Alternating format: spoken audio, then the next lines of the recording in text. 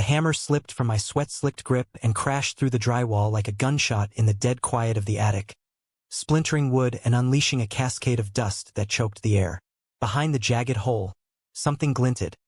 A tarnished brass latch, half buried in the debris. And when I yanked it free, a hidden compartment yawned open, vomiting forth a shoebox crammed with faded Polaroids and letters tied in fraying twine. Micah's voice cracked the silence like breaking glass. "Dad? What the hell is this?" I'd known Micah Hayes since we were kids terrorizing the cornfields of Elmwood, Iowa. That speck on the map where the Mississippi River curls lazy and the summers stick to your skin like regret. We were the inseparable duo. Me, Evan Carter, the quiet one with a sketchbook full of half-drawn dreams. And him, the golden boy with a laugh that could coax fireflies out of hiding. High school blurred into college in Des Moines. Then back home when Micah's dad, Tom Hayes, dropped dead from a heart attack last winter. Left Micah the old Victorian on Maple Street. A money pit of peeling gingerbread trim and ghosts in the rafters. "Help me fix it up, Ev," he'd said over lukewarm beers at the VFW hall. "Make it ours.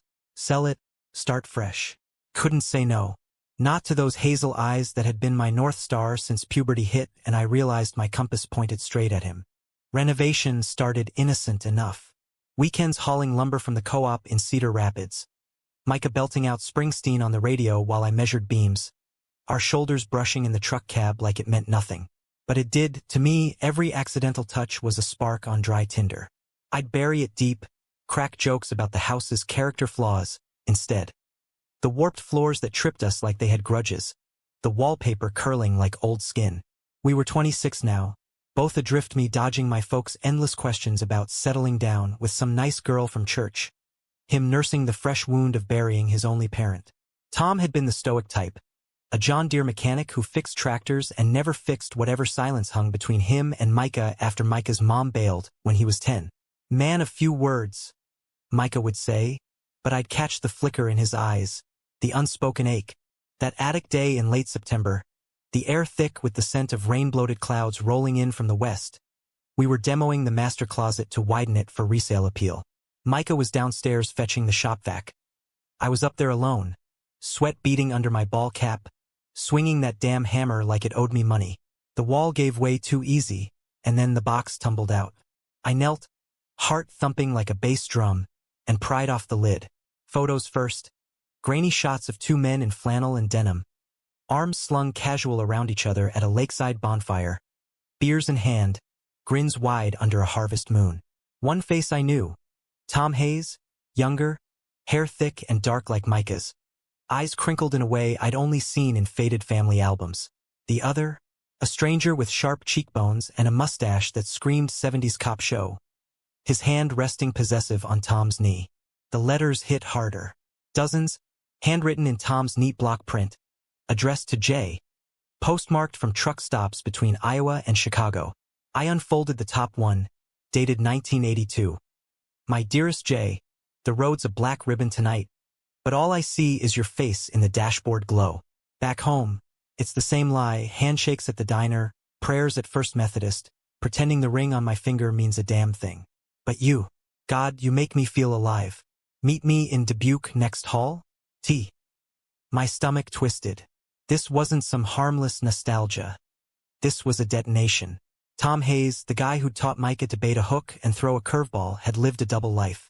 A gay man in Reagan's America, loving fierce and hidden, while Elmwood's Bible thumpers preached fire and brimstone from pulpits that smelled like mothballs.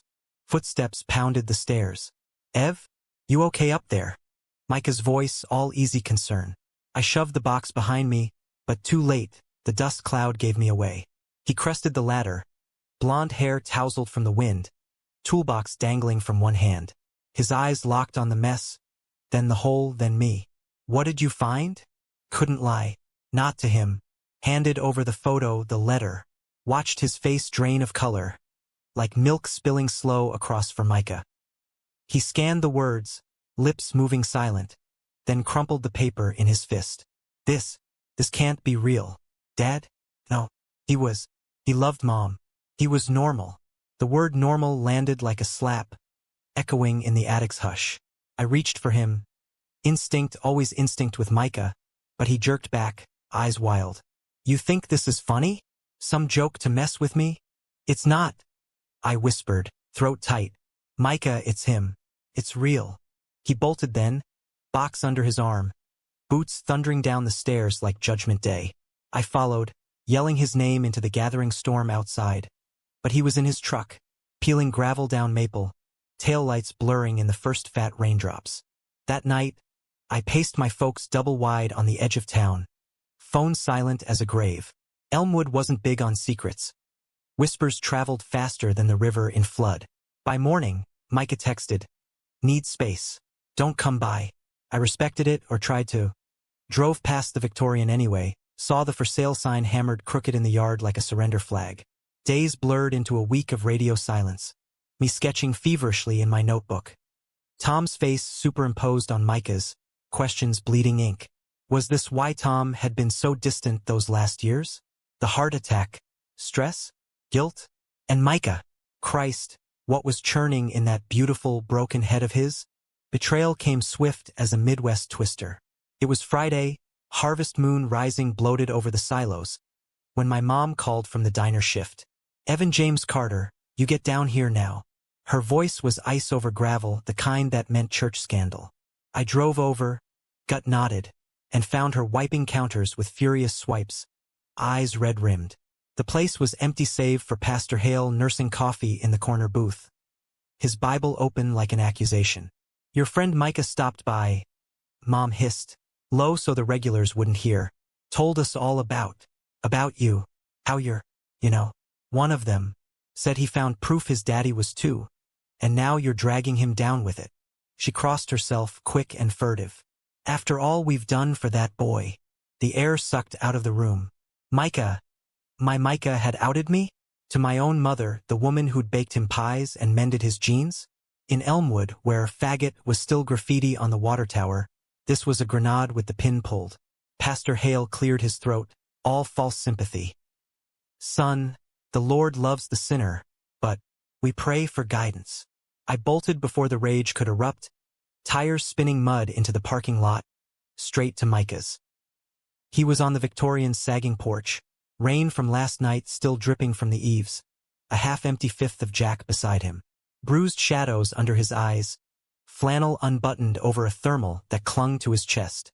"Ev," he started, standing too quick, voice slurring soft. "I didn't mean."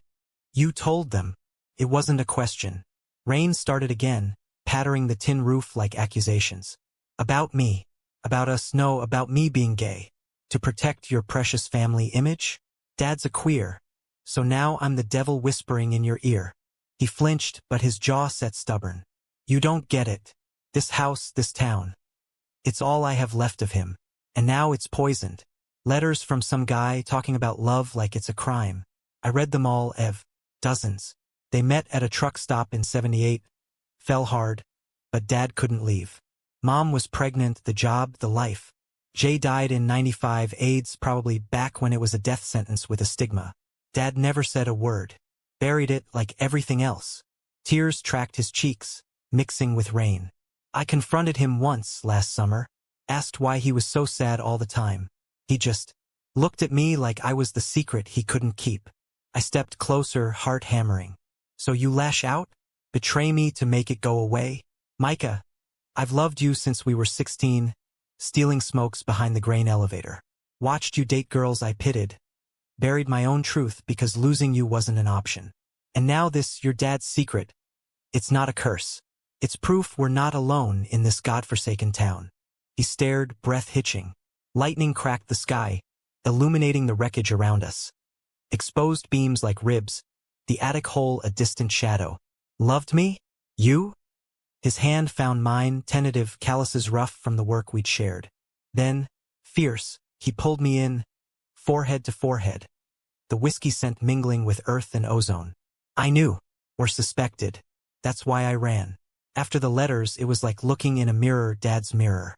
Hiding, hurting the people who love you most. I outed you because I was scared. Scared I'd feel it too. For you. The kiss came thunderous, rain-slick and desperate. His lips tasting of salt and confession. Not gentle, not tentative, years of unspoken fire igniting in one collision. We broke apart gasping, the world narrowing to his eyes, stormy and clear. "I'm sorry," he murmured, fingers tracing my jaw. "For Dad. For me. For thinking secrets keep you safe. We didn't sell the house. Not then. Spent the fall patching walls, not just plaster but the invisible ones. I came out to my folks over pot roast one Sunday. Awkward as hell, Mom's fork trembling, Dad grunting. As long as you're happy, son." And Micah stood beside me, hand brushing mine under the table. We scattered Tom's ashes by the river, read one letter aloud to the wind. "If I could do it over, I'd choose you every time. No regrets." Found Jay's last name in the obits, drove to Chicago to lay wildflowers on a grave no one claimed. Elmwood grumbled. "Sure." Whispers at the co-op, Pastor Hale's sermons edging sharper. But we walked Main Street hand in hand, Micah's laugh cutting through like sunlight. It's been a year now. The Victorians ours. Refinished floors gleaming under strings of Edison bulbs we hung ourselves. Micah's talking grad school in Iowa City, architecture maybe, building something real. Me? Still sketching, but now it's us. Tangled in the porch swing at dawn, or knee-deep in the river, free. Tom's secret didn't shatter us. It cracked us open. In this land of amber waves and hard-won grace, we learned love isn't the lie. Hiding it is. And damn if that doesn't make the whole story worth the ache.